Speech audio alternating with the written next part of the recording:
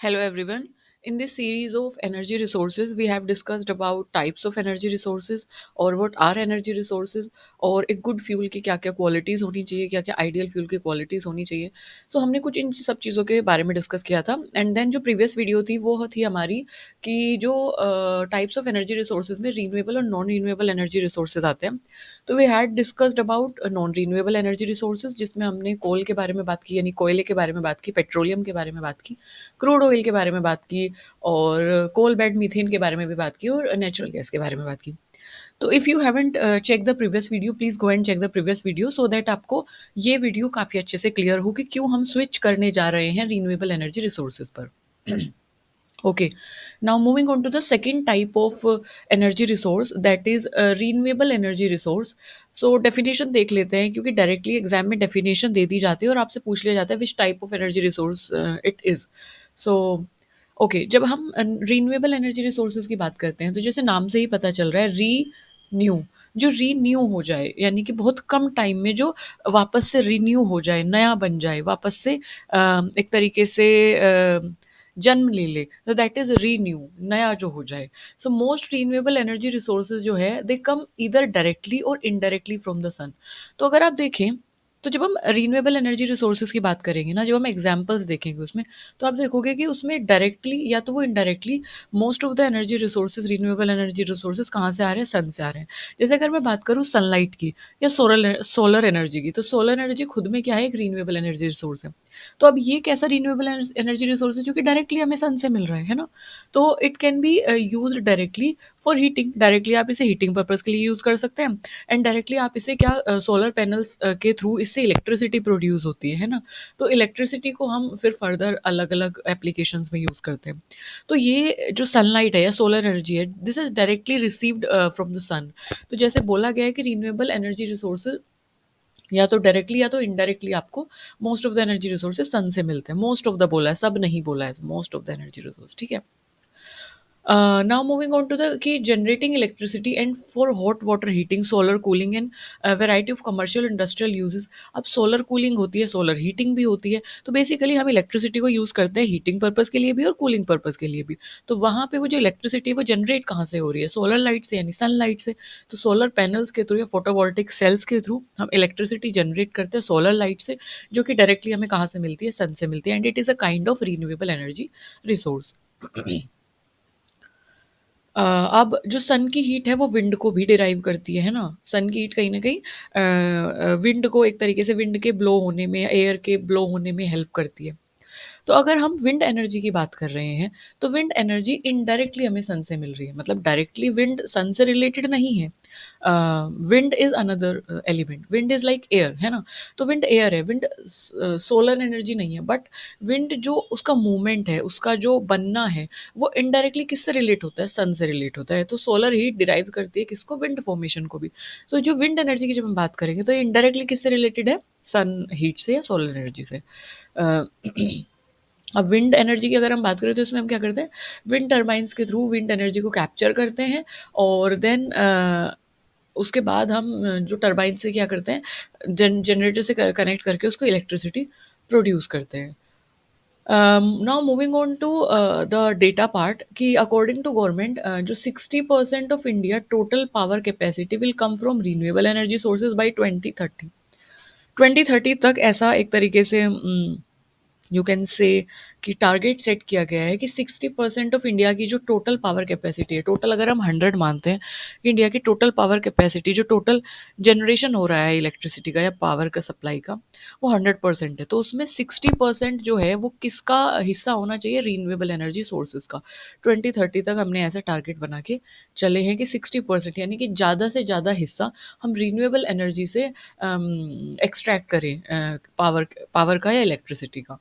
Because that will be more cleaner, that will be more like environmental friendly, that will be more you can say कि renewable है तो कहीं ना कहीं हर terms में हमारे लिए अफोर्डेबल हो जाएगा इन टर्म्स ऑफ इन्वायरमेंट और in terms of in long run economic terms में भी.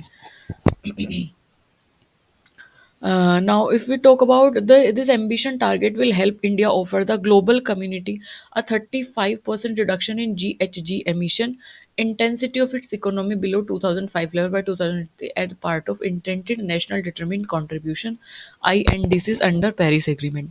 तो जब हम पेरिस एग्रीमेंट पढ़ेंगे ना तो उसमें एक आता है इंटेंडेड नेशनली डिटरमाइंड कंट्रीब्यूशन। तो इंटेंडेड नेशनली डिटरमाइंड कंट्रीब्यूशन में हम क्या कर रहे हैं कि हमारा क्या क्या कंट्रीब्यूशन है, हम क्या क्या कंट्रीब्यूट कर रहे हैं ग्रीन हाउस गैस एमिशन को कम करने के लिए और ग्लोबल वार्मिंग या क्लाइमेट चेंज की रिडक्शन में, है ना। तो अब ये बोला गया है कि अगर हम 60% 2030 तक 60% पावर सप्लाई है, 60% जो इलेक्ट्रिसिटी जनरेशन है वो रीन्यूएबल एनर्जी सोर्सेज से कर लेते हैं, मतलब क्लीनर सोर्सेज से कर लेते हैं, तो होगा क्या कि हमारा जो ग्रीन हाउस गैस एमिशन है ना उसमें 35% रिडक्शन हो जाएगा। यानी कि ग्रीन हाउस गैस जब रिड्यूस होंगी तो ग्लोबल वार्मिंग भी कम होगी, ग्लोबल वार्मिंग कम होगी तो क्लाइमेट चेंज भी कम होगा। तो ये चीज़ बोली गई कि अगर हम इतना हिस्सा बढ़ा देते हैं रिन्यूएबल सोर्सेज से तो 35% रिडक्शन हो जाएगा ग्रीन हाउस गैस इमिशन की इंटेंसिटी में। और 35% किससे 2005 के कंपैरिजन में 2030 तक 35% रिडक्शन हो जाएगा ग्रीन हाउस गैस एमिशन में। और that will be like more good for us, more good for humanity. क्योंकि अगर हम नॉन रिन्यूएबल सोर्सेज की बात करें तो हमने पहले भी पढ़ा था कि वो कंट्रीब्यूट करते हैं ग्रीन हाउस गैस एमिशन में, यानी कि जिस इसमें से मीथेन का प्रोडक्शन और कार्बन डाइऑक्साइड का प्रोडक्शन और ब्यूटेन का प्रोडक्शन, तो इस तरीके से काफ़ी सारे ग्रीन हाउस गैसेस वहाँ से रिलीज होते हैं that contribute ultimately to the climate change. Okay, so ये तो थोड़ा थोड़ा एक तरीके से ओवरव्यू था रीन्यूएबल एनर्जी रिसोर्सेज के बारे में। अब पढ़ लेते हैं कि रीन्यूएबल एनर्जी रिसोर्सेज होते क्या हैं। तो सबसे पहले हम बात करते हैं सोलर एनर्जी की, क्योंकि ये वाइडली यूज़ किया जाता है और कहीं न कहीं जब हम रीन्यूएबल की बात करते हैं सोलर एनर्जी मेन हो जाती है, क्योंकि अदर जो रीन्यूएबल एनर्जी सोर्सेज़ हैं वो या तो डायरेक्टली या इनडायरेक्टली सोलर एनर्जी से क्या है कनेक्टेड है, तो इसलिए सोलर एनर्जी हमारे पास मेन हो जाती है। तो सोलर एनर्जी क्या है कि अल्टीमेट सोर्स जो है एनर्जी का सभी लिविंग ऑर्गेनिज्म के लिए वो कौन सा है, सन है। तो सन से जो हीट आपको मिल रही है, सन से जो एनर्जी आपको मिल रही है उसको आप सोलर एनर्जी का नाम देते हैं, है ना। तो अब ये हीट एनर्जी होती है और ये लाइट एनर्जी भी होती है। मतलब ये हमें लाइट एनर्जी यानी कि जब सन की एनर्जी कहीं पे पड़ती है तो चीज़ें दिखाई देती हैं, तो लाइट एनर्जी भी है। बट जब सब सन की एनर्जी कहीं पे पड़ती है तो वो एनवायरनमेंट, वो एरिया जो है वो हीटअप भी हो जाता है, तो it's a kind of heat energy भी और लाइट एनर्जी भी है। ओके। अब बनती कैसे है ये बनती है result of nuclear fusion and nuclear fusion reaction taking place inside the sun. अब इतनी सारी एनर्जी सन में बनती कैसे है, सन के अंदर तो कोई लाइट लेके नहीं बैठा है ना। तो ये एनर्जी जनरेट कहाँ से होती है। तो सन में क्या होता है ना कि हाइड्रोजन होता है, हीलियम होता है, हाइड्रोजन होता है बेसिकली। तो वहाँ पे न्यूक्लियर फिजन होता है, न्यूक्लियर फ्यूजन होता है, हाइड्रोजन की न्यूक्लियाई फ्यूज कर दिए हीलियम बनाती है, हीलियम की न्यूक्लियाई फिजन होता है यानी टूटती हैं और क्या बनाती है, हाइड्रोजन बनाती है। तो ये जो nuclear nuclear fusion basically nuclear fusion nuclear is basically जो न्यूक्लियाई है, एटम होता है, एटम के अंदर न्यूक्लियस होता है। तो जब हम न्यूक्लियर फ्यूजन की बात करते हैं तो दो छोटी न्यूक्लियाई मिलती हैं और बड़ी न्यूक्लियाई बनाती है, एनर्जी जनरेट होती है उसमें से। जब हम फिजन की बात करते हैं, फिजन मतलब टूटना, है ना। तो एक बड़ी न्यूक्लियाई दो छोटी न्यूक्लियाई में टूट जाती है ना। न्यूक्लियाई मतलब न्यूक्लियस का प्लूरल फॉर्म है न्यूक्लियाई।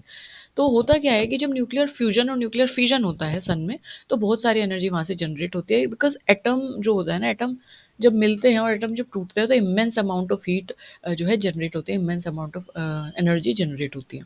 तो सन की एनर्जी का राज क्या है, वो खुल गया है, सन की एनर्जी का राज वो पता चल गया है हमें, और वो है न्यूक्लियर फिजन और nuclear fusion, that this reaction that are taking place inside the sun. वहाँ से सन की हीट लाइट एनर्जी क्या होती है, प्रोड्यूस होती है। तो उसको थोड़ा सा ध्यान रखेंगे। ओके, अगर हम बात करें सन की जो एनर्जी है वो सभी वेदर फिनोमिना के लिए भी रिस्पॉन्सिबल नेचर में। जैसे कि अगर तूफान आ रहा है, बारिश पड़ रही है, सी वेव्स जो है मूव कर रही हैं, विंड मूव कर रही हैं, तो इसको इनडायरेक्टली कौन कंट्रोल करता है, सन की एनर्जी या सन की लाइट कंट्रोल करती है। एक एग्जाम्पल देते हैं छोटा सा कि फॉर एग्जाम्पल कहीं पे बहुत गर्मी ज़्यादा पड़ गई है तो वहाँ का पानी क्या हो जाता है, इवेपोरेट हो जाता है, इवेपोरेट हो जाता है तो क्लाउड्स बनते हैं और फिर बारिश होती है ना। तो इस तरीके से सी वेव, स्ट्रोम्स, विंड सबको कंट्रोल कौन करती है, सन की एनर्जी या सनलाइट कंट्रोल करती है। अब आजकल क्या हो गया है ना, जब हमें पता चल ही गया है कि सन कितना ज़्यादा कारगर है और कितनी ज़्यादा इमेंस अमाउंट ऑफ हीट उसमें प्रोड्यूस होती है, तो आजकल साइंटिस्ट क्या कर रहे हैं, they are devising method to make optimum use of solar energy. कि अब वो इस तरीके के मेथड को डिवाइस कर रहे हैं, इस तरीके की चीज़ें बनाने पे फोकस कर रहे हैं जो कि इस सोलर एनर्जी का ऑप्टिमम तरीके से यूज़ कर सके, और मेन काइंड के लिए उसको वन ऑन अदर वेज को क्या कर सके, यूज़ कर सके, हम डेली रूटीन में इसका यूज़ कर सके। किसका? सोलर एनर्जी का। जैसे कि वो कैसे डिवाइस बना रहे हैं, जैसे कि solar cooker, water heater, solar cells. तो इन सब के थ्रू हम क्या कर रहे हैं, मैक्सिमम अमाउंट में एक क्वालिटेटिव यूज कर सकते हैं किसका? सोलर एनर्जी का। तो this solar energy can be used in multiple device. और इसके अलावा अगर हम बात करें तो अभी जो डेवलप्ड नेशन है, एडवांस्ड नेशन है, they come up with that concept of such as energy efficient green building. तो जो एडवांस्ड नेशन है, जैसे कि अमेरिका है ना, जैसे कि फ्रांस है, तो ये जो डेवलप्ड नेशंस हैं, जो डेवलप्ड कंट्रीज हैं, तो they already exploiting है, they are already using these kind of devices और these kind of energy। तो एनर्जी एफिशिएंट ग्रीन बिल्डिंग्स का आपने नाम सुना होगा, यानी कि ऐसी बिल्डिंग्स जो कि इन्वायरमेंटल फ्रेंडली हैं और जो कि रीन्यूएबल सोर्सेज पे, जिनसे एनर्जी रीन्यूएबल सोर्सेज से डिराइव होती है, और they are like environment friendly, और कहीं ना कहीं वो इन्वायरमेंट में ग्रीन हाउस गैस बहुत कम कंट्रीब्यूट करती है, ना के बराबर कंट्रीब्यूशन देती है। तो ऐसी ऐसी बिल्डिंग्स को ग्रीन बिल्डिंग्स बोला जाता है। और अगर वो रीन्यूएबल एनर्जी सोर्सेज पर रिलाई कर रही है तो उनको एनर्जी एफिशिएंट भी बोला जाता है। ओके, सो ये तो हमें एनर्जी एफिशिएंट के बारे में पता चला। अब अगर हम बात करें कि एक टिपिकल सोलर सिस्टम जो है उसमें क्या क्या होता है, तो अगर हम देखें एक सोलर सिस्टम या सोलर पैनल की अगर हम बात करें तो क्या क्या किस तरीके से वो होता है। एक तो होती है सोलर पैनल, है ना, solar panel are a kind of like plate like structure. इस तरीके के स्ट्रक्चर आपने देखे होंगे लोगों की रूफ्स पर, छत पर। और बड़ी बड़ी जो बिल्डिंग्स होती है, जैसे कि अगर हम बात करें ऑडिटोरियम के ऊपर, या स्कूल्स के ऊपर भी होते हैं, हॉस्टल्स के ऊपर, तो जहाँ पे इमेंस अमाउंट ऑफ इलेक्ट्रिसिटी की हमें ज़रूरत होती है, तो वहाँ पे हम स्विच करते हैं सोलर पैनल्स पे। तो सोलर पैनल्स जो है ये क्या करते हैं, सनलाइट को एब्जॉर्ब करते हैं। फिर सेकंड होता है इन्वर्टर, जो कि डीसी करंट को एसी करंट में, डायरेक्ट करंट को अल्टरनेटिव करंट में कन्वर्ट करता है। थर्ड होता है माउंटिंग स्ट्रक्चर। माउंटिंग स्ट्रक्चर का मतलब है कि जिसके ऊपर ये सोलर पैनल खड़ा होगा, जिसके ऊपर ये सोलर पैनल माउंट होगा, रखा हुआ होगा, ठीक है। तो एक माउंटिंग स्ट्रक्चर होता है जो कि सोलर पैनल को अपनी प्लेस पे होल्ड करके रखता है। फिर होता है फोर्थ वन इज बैटरीज, जो कि एक्स्ट्रा पावर जो जनरेट हुई है उसको स्टोर करने का काम करते हैं, क्योंकि जब सन नहीं है तब हम उसको यूज कर सके, है ना, क्योंकि सन से ही चार्ज होंगे सोलर पैनल। फिर आता है फिफ्थ आपका ग्रिड बॉक्स, और सिक्स आता है आपका बैलेंस ऑफ द सिस्टम। तो सिस्टम को बैलेंस करने के लिए नट्स होंगे, वायर्स होंगे, और अदर जो एक्सेसरीज है वो सब चीज़ें। तो ये टिपिकल सोलर सिस्टम का क्या है, आपका एक तरीके से these all things they contain. अब इसमें ना डिफरेंट डिफरेंट ये साइजेस में आता है, 1, 3, 5 और 10 किलोवाट। इन सब साइजेस में, डिफरेंट डिफरेंट साइजेस में आता है। अगर मैं बात करूँ इसमें जो इम्पोर्टेंट चीज़ हो जाती है, इम्पोर्टेंट इसमें हो जाता है, if we talk about important thing, so important इसमें हो जाता है आपका एडवांटेजेस और डिसएडवांटेज। अच्छा, हम सोलर एनर्जी पे स्विच क्यों कर रहे हैं और क्यों करना चाहते हैं? तो इसका एडवांटेज ये है कि सोलर एनर्जी जो है वो रीडली अवेलेबल हो जाती है, मतलब आसानी से अवेलेबल है। अब जो सन है, सन ऐसा तो नहीं है कि इंडिया में ही वो एक तरीके से राइज़ होगा, अमेरिका में राइज़ नहीं होगा। मतलब हाँ, टाइम ज़ोन अलग-अलग हो सकता है, but sun is like on the top of us, और वो सबको उतनी ही एनर्जी दे रहा है, और वो हर जगह राइज कर रहा है।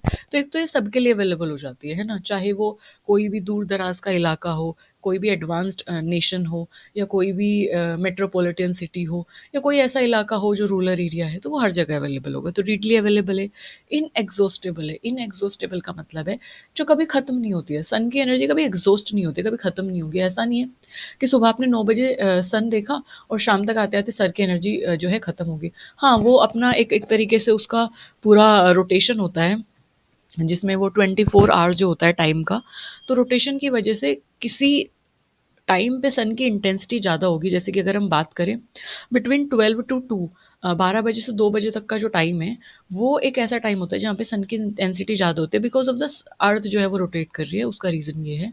बट वो इनएग्जॉस्टेबल है, सन की एनर्जी ख़त्म नहीं होती, आपको मिलती रहेगी। ये क्लीन है।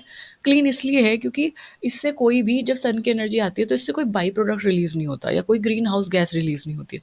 तो इसलिए ये क्लाइमेट चेंज में कंट्रीब्यूट नहीं कर रहा है ना? मतलब इनडायरेक्टली और एक तरीके से बुरे तरीके से क्लाइमेट चेंज में कंट्रीब्यूट नहीं कर रहा है। अनइंटरप्टेड ये होती है। अनइंटरप्टेड का मतलब है अब ऐसा नहीं है कि सन की एनर्जी आ रही है और बीच में कोई चीज़ आ गई, सन की एनर्जी ब्लॉक हो गई, ऐसा नहीं होता है। बादलों के बीच में भी जब सन छुपता है दैट इज़ बिकॉज ऑफ कि जो क्लाउड्स है वो मूवेबल है। तो यही बोला गया है कि सन की एनर्जी कंटिन्यूअसली हमें मिलती रहती है। ये कंटिन्यूअस सोर्स है एनर्जी का। कंटिन्यूअस मतलब ये हमेशा रहेगा, है ना? कभी बंद नहीं होगा, स्विच ऑफ नहीं होगा कभी सन। सो दैट इज़, तो एक तो ये इसका एडवांटेज है जो कि सबसे बड़ा एडवांटेज है, रेडली अवेलेबल है। सेकंड है कि सोलर डिवाइसेस जो है वो आप ना can be installed in remote. तो आप उन्हें रिमोट एरिया में भी इंस्टॉल कर सकते हो। रिमोट एरिया मतलब जैसे कि कोई ऐसा इलाका है, कोई ट्राइबल एरिया है जो बहुत पिछड़ा हुआ इलाका है ना? अब जो पिछड़ा हुआ इलाका है वहाँ पे आपने सोलर पैनल्स इंस्टॉल किए, तो सन की एनर्जी वहाँ पे भी अवेलेबल हो रही है। तो वहाँ पे आपको ऐसा कुछ जनरेटर आपको लगाना है, पूरा पूरा पावर ग्रिड और बहुत सारी चीज़ें आपको, सबसे पहले आपको डेवलपमेंट करना है, देन आपको सोलर डिवाइस लगाने हैं। ऐसा कुछ नहीं है ना? वही चीज़ बोली गई है कि इसको आप रिमोट एरिया में इंस्टॉल कर सकते हो, इनएक्सेसिबल एरियाज़ में इंस्टॉल कर सकते हो, छोटे जो गांव हैं उन गांव में भी इंस्टॉल कर सकते हो, इंटीरियर रीजन्स में इंस्टॉल कर सकते हो। मतलब बस आपको एरिया ऐसे चूज़ करना है। एरिया चूज़ करने का मेरा मतलब है कि अगर आप इंस्टॉल कर रहे हो सोलर डिवाइस को या सोलर पैनल को, तो आपका एरिया ऐसा हो जहाँ पे सन की लाइट रीच हो रही हो। सन की लाइट से मेरा मतलब है, अब जैसे फॉर एग्जांपल मैं बात करती हूँ, किसी विलेज की मैं बात करती हूँ, तो वो रिमोट एरिया है, वहाँ पे आपने सोलर पैनल को इंस्टॉल किया, है ना? बट अगर आपने वो चार दीवारी के अंदर या रूम के अंदर इंस्टॉल कर दिया, तो सन की लाइट तो वहाँ पे आ ही नहीं रही है, तो कोई फ़ायदा नहीं है सोलर डिवाइस या सोलर पैनल इंस्टॉल करने का। तो वही चीज़ बोलिए कि इंटीरियर रीजन्स में हम इनको इंस्टॉल कर सकते हैं, बट वो इंटीरियर रीजन जहाँ पे सनलाइट जो है वो रीच करे, जैसे कि विंडोज़ के पास, जैसे कि जो बालकनी है वहाँ पे, तो इंटीरियर में भी हम इनको इंस्टॉल कर सकते हैं, दैट इज़। क्योंकि जितना मैक्सिमम सनलाइट मिलेगी उतना वो चार्ज होगी, ये कहने का मतलब है। तो डेजर्ट में हम इन्हें इंस्टॉल कर सकते हैं, माउंटेनियस एरियाज में इंस्टॉल कर सकते हैं, ऑफशोर प्लेटफॉर्म पे इंस्टॉल कर सकते हैं, किनारे पे, और रिमोट ओशियनिक आइलैंड्स में। तो ऐसे एरिया जहाँ पे डेवलपमेंट नहीं हुआ है, जो कम्प्लीटली नेचुरल है, तो उन एरियाज में हम इसको इंस्टॉल कर सकते हैं। ऐसे एरियाज जहाँ पे इलेक्ट्रिसिटी नहीं पहुँची है उन एरियाज में इंस्टॉल कर सकते हैं। और सबसे बड़ी बात है कि हम इनको अपने घरों के, अपने मतलब they required less area to install. ऐसा नहीं है कि आपको पूरा का पूरा ट्रांसफार्मर, जनरेटर और बहुत सारी चीज़ें चाहिए होंगी, नहीं। You need a solar panel kind of plate kind of thing, और आप अपने रूफ पे उन्हें इंस्टॉल कर सकते हैं आराम से। सो ये क्या हो जाता है, ये इसकी एक्सेसिबिलिटी काफ़ी अच्छी है, दैट इज़ वाई हम इसको यूज़ करते हैं। अगर थर्ड पॉइंट की मैं बात करूँ, तो it is possible to produce solar energy in large quantity across many regions in the world, specially tropical region. हाँ, तो ये बोला गया है कि सोलर एनर्जी को प्रोड्यूस करना, और ये सोलर एनर्जी से इलेक्ट्रिसिटी प्रोड्यूस करना बहुत सारे रीजन्स में बहुत ज़्यादा एनर्जी हम इससे प्रोड्यूस कर सकते हैं। कैसे? जैसे कि अगर हम ट्रॉपिकल रीजन्स की बात करें, जैसे अगर हम अर्थ की बात कर रहे हैं, ये वाला एरिया, तो ये पोलर रीजन्स हो जाता है। ये इस तरीके से बात करते हैं, सब ट्रॉपिकल हो जाता है और ये ट्रॉपिकल रीजन हो जाता है। तो ये वाला जो हिस्सा हो जाता है ये तो पोलर रीजन्स हो जाता है ना? ये वाला एरिया जो हो जाता है वो सब ट्रॉपिकल हो जाता है, और जो मिडल वाला पोर्शन है, ये वाला मिडल वाला पोर्शन ट्रॉपिकल रीजन कहलाता है। क्योंकि ट्रॉपिकल इसलिए, ट्रॉपिक पे जो है और वहाँ पे सन की रेज जो है, अगर सन के ऐसे सन की रेज डायरेक्ट वहाँ पे पड़ती हैं, और डिस्टेंस जो होता है वो बहुत कम होता है सन और अर्थ के बीच, है ना? अगर हम पोलर रीजन्स की बात करें, डिस्टेंस ज़्यादा है ना? तो सन की जो रेज है वो कम पहुँचती हैं पोल्स पे और देर में पहुँचती हैं। तो सन की जो रेज़ अगर हम बात करें, पोलर रीजन्स में सबसे ज़्यादा फॉल होती हैं, सबसे ज़्यादा इंटेंसिटी में सन की रेज़ वहाँ पे पहुँचती हैं। तो जो ट्रॉपिकल रीजन है वो एक ऐसा रीजन है जहाँ पे मैक्सिमम अमाउंट में सोलर हीट या सोलर एनर्जी प्रेजेंट होती हैं। तो वहाँ से हम सोलर पैनल के थ्रू सोलर एनर्जी को काफ़ी अच्छे तरीके से यूटिलाइज़ कर सकते हैं। लार्ज क्वांटिटी में वहाँ से एनर्जी जनरेट की जाती है ट्रॉपिकल एरियाज़ के जो कंट्रीज़ हैं वहाँ से। So this is the advantage. If we talk about limitation, so limitation की अगर मैं बात करूँ, तो क्या-क्या एक तरीके से लिमिटेशंस हो सकती हैं, क्या-क्या चीज़ें हो सकती हैं कि सोलर एनर्जी अम, जो सोलर एनर्जी यूज़ करने की यू कैन से कि बुरी बातें हैं, या यू कैन से लिमिटेशंस, क्या उसको लिमिट कर रहा है कि हम उसको अभी भी वाइडली यूज़ नहीं कर पा रहे। तो those things are known as limitations, कि क्या-क्या चीज़ें हैं जो सोलर एनर्जी को यूज़ कर पाने में हम सक्षम नहीं हो पा रहे एक बड़े लेवल पे, और क्या-क्या चीज़ें हैं जिसे हमें ओवरकम करना है ताकि हम सोलर एनर्जी पे स्विच करें कंप्लीटली। तो उन सब के बारे में हम बात करते हैं। तो it can be produced in tropical and sub tropical areas only that too in specific season. तो वही बात बोली गई है, जैसे हमने बताया है कि ट्रॉपिकल रीजन्स के जो कंट्रीज हैं, जैसे इंडिया भी है ट्रॉपिकल रीजन में, तो ट्रॉपिकल रीजन के जो कंट्रीज हैं वहाँ पे सन की जो रेज हैं, सन की जो इंटेंसिटी है सोलर लाइट की, वो काफ़ी ज़्यादा होती है। तो वहाँ पे उसको बहुत अच्छे से यूटिलाइज कर सकते हैं या इमेंस अमाउंट में यूटिलाइज कर सकते हैं चीज़ों का। सब ट्रॉपिकल एरियाज में भी अच्छी खासी अमाउंट में लाइट प्रोवाइड होती है। But what about the polar regions? तो पोलर रीजन्स का क्या? पोलर रीजन्स में हम उसको यूटिलाइज नहीं कर सकते, है ना। तो एक तो यही लिमिटेशन है कि हर जगह हमें उतनी इंटेंसिटी में लाइट नहीं मिल रही है। ठीक, हर सन हर जगह चमक रहा है, सन लाइट हर जगह है, बट इंटेंसिटी वेरी कर रही है। ठीक है, इंटेंसिटी वेरी कर रही है, तीव्रता उसकी वेरी कर रही है। और भी क्या होता है कि स्पेसिफिक रीजन में, अगर मैं बात करूं जैसे कि इंडिया में भी ट्रॉपिकल रीजन में आ रहा है इंडिया, बट इंडिया में भी स्पेसिफिक सीजन में, जैसे समर की बात करूं, समर में भी जून या जुलाई की, हम मई की बात करते हैं, तो स्पेसिफिक सीजन में हमें एक इमेंस अमाउंट में सोलर एनर्जी मिलेगी। बट अगर हम बात करें जनवरी की, अगर हम बात करें दिसंबर की, तो उन रीजन्स में, सॉरी उन सीजन्स में हमें क्या होगा कि उतनी इंटेंसिटी में सन की लाइट हमें नहीं मिल रही है, और कहीं ना कहीं जो चार्जिंग है वो हैम्पर होगी, अफेक्ट होगी, और हमें सनलाइट ना मिलने की वजह से कहीं ना कहीं हमारे जो अदर वर्क्स है, जो इलेक्ट्रिसिटी पे, सोलर एनर्जी पे, या सोलर कुकर है, सोलर हीटिंग है, सोलर कूलिंग है, वो कहीं ना कहीं अफेक्ट होगी। सोलर डिवाइसेस जो है उन्हें कहीं ना कहीं उनकी जो एफिशिएंसी है वो क्या होगी, उनकी जो एफिशिएंसी वो कहीं न कहीं क्या हो जाएगी, डिक्रीज़ हो जाएगी। तो स्पेसिफिक सीजन, सीजन स्पेसिफिक होती है सनलाइट, एक तो ये इसका लिमिटेशन है। सेकंड इज़ कि technology is still expensive and involves a high installation cost. तो वही बात बोली गई है कि अभी भी ये जो टेक्नोलॉजी है वो हर जगह तक नहीं पहुँची है, सब लोगों को इसके बारे में पता नहीं है, क्योंकि अभी हम इसके बारे में जान रहे हैं, क्योंकि इससे पहले तो हम फॉसिल फ्यूल पे रिलाई कर रहे थे, और अब भी फॉसिल फ्यूल पे कहीं न कहीं रिलाई कर रहे हैं। तो ये जो टेक्नोलॉजी है वो अभी भी लाइट में नहीं आई है हर जगह।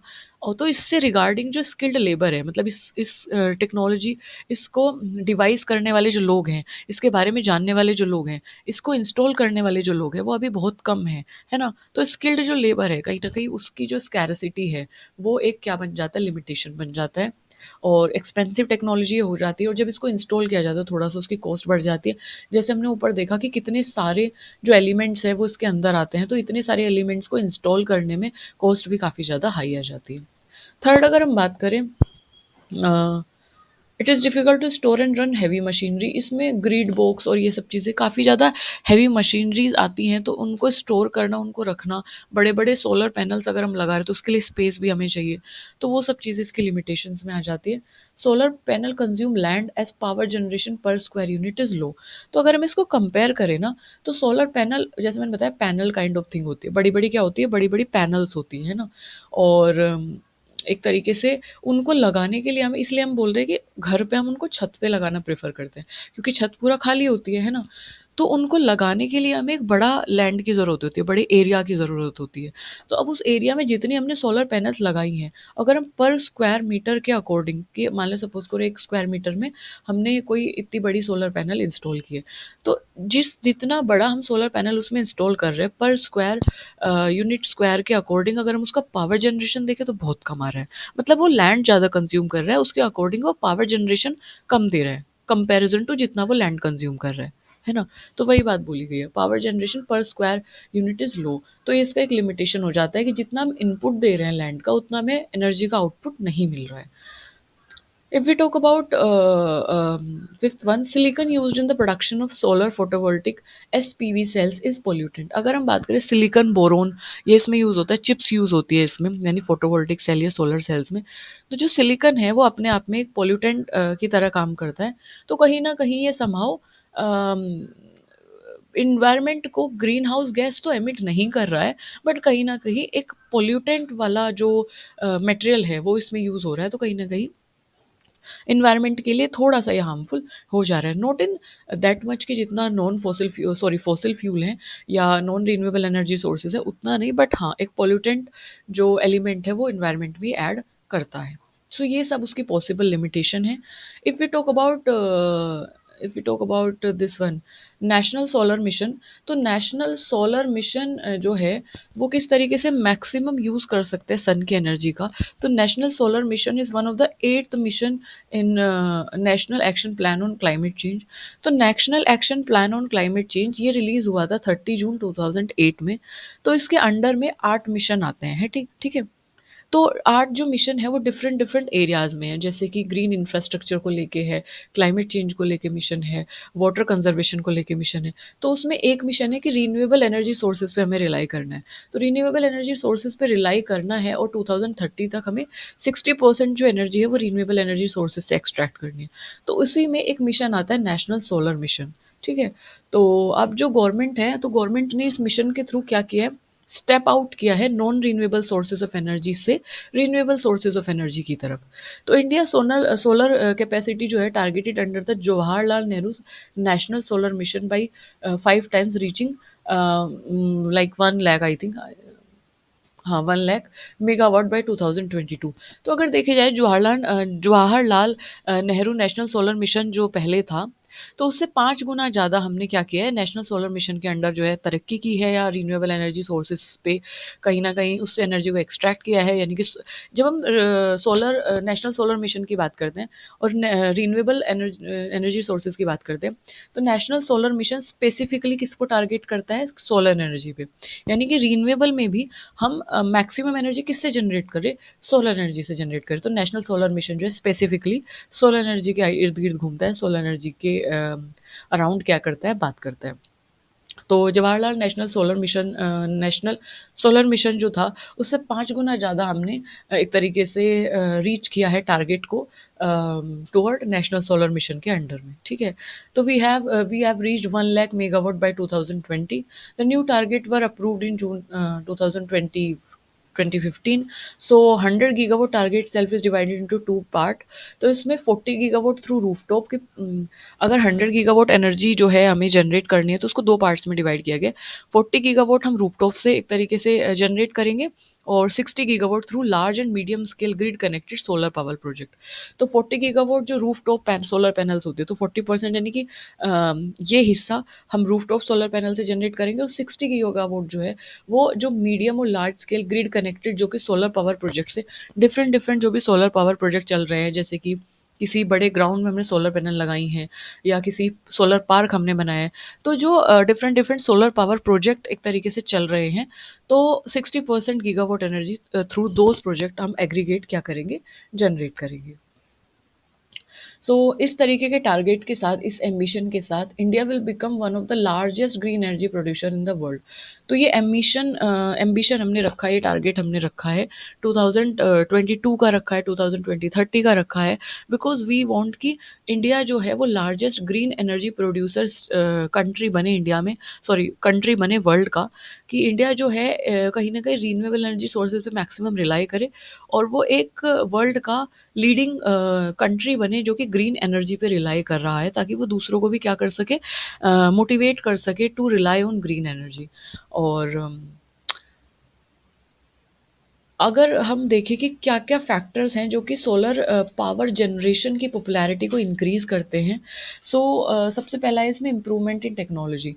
सो they are the main factors for increase in popularity of solar power. तो improvement in technology, scaling up production capacity, और cost competitiveness. So these are some factors की, जैसे कि टेक्नोलॉजी में हम इम्प्रूवमेंट करना है ना, हमें प्रोडक्शन की जो कैपेसिटी है उसको स्केल अप करना है। स्केल अप करने का मतलब है उसको बड़े लेवल पे पहुंचाना है। मतलब अगर हम घर में सोलर पैनल लगा रहे हैं, अगर हम अपनी शॉप में सोलर पैनल लगा रहे हैं, तो हमें उसको लिमिट नहीं रखना है वहाँ तक, हमें उसे स्टेट लेवल पे, नेशनल लेवल पे लेके जाना है। तभी हम एक लीडिंग प्रोड्यूसर बन पाएंगे ग्रीन एनर्जी का वर्ल्ड में। तो उसको स्केल अप करना है। फिर कॉस्ट कम्पेटिटिवनेस, जो कॉस्ट जो आ रही है उसके इंस्टॉलेशन में जो ज़्यादा कॉस्ट आ रही है, कि जो एक एक आम इंसान है, जो एक विलेज में रहने वाला इंसान है, जो कि अपनी दुकान में सोलर पैनल इंस्टॉल करना चाहता है, तो उसको भी हम अफोर्ड करा सके सोलर पैनल को, तो कहीं न कहीं हमें उसमें उसको कॉस्ट इफ़ेक्टिव बनाना है। कॉस्ट कम्पेटिटिवनेस जो है, उस पे कहीं न कहीं ध्यान देना है, उसको कॉस्ट इफ़ेक्टिव बनाना है, ताकि ज़्यादा से ज़्यादा लोग उसको अफोर्ड कर सकें, और ज़्यादा से ज़्यादा लेवल पे वो क्या हो सके, स्केल अप हो सके। तो दैट इज़ द थिंग। अगर रूफटॉप सोलर जैसे कि हमने बात की ऊपर कि 40% जो गीगावाट है वो हम रूफटॉप से जनरेट करना चाहते हैं ना, तो टोटल रूफटॉप इंस्टॉलेशन जो इंडिया में हुआ है करंटली वो कितना है, वो है 1700 मेगावाट के अराउंड, है ना। और Gujarat rank on top in the installation of rooftop solar project. अगर हम बात करें रूफटॉप सोलर प्रोजेक्ट की, तो गुजरात इसमें एक लीडिंग स्टेट बना हुआ है जो कि रूफटॉप सोलर प्रोजेक्ट में टॉप पर आता है। और इसकी इंस्टॉल्ड कैपेसिटी कितनी है, 261.97 मेगावाट। उसके बाद आता है हमारा महाराष्ट्र, देन हमारा आता है तमिलनाडु। और national solar mission as set the target of installation of 40,000 megawatt of rooftop solar project by 2022। तो 2022 तक, अभी तो 2022 चला गया है। सो 40,000 मेगावाट जो है रूफटॉप सोलर प्रोजेक्ट, ये नेशनल सोलर मिशन के अंडर हमने टारगेट किया था। सर थोड़ा सा इसको आप अभी रहने देंगे, 2020 वाला डेटा आप अभी रहने देंगे, इसको लर्न करने की ज़रूरत नहीं है। ठीक है। जो सोलर एनर्जी, विंड एनर्जी और रीन्यूएबल एनर्जी और नॉन रीन्यूएबल एनर्जी से रिलेटेड डेटा है, उसके बारे में हम सेपरेट वीडियो में बात करेंगे क्योंकि डेटा थोड़ा सा ज़्यादा हो जाएगा।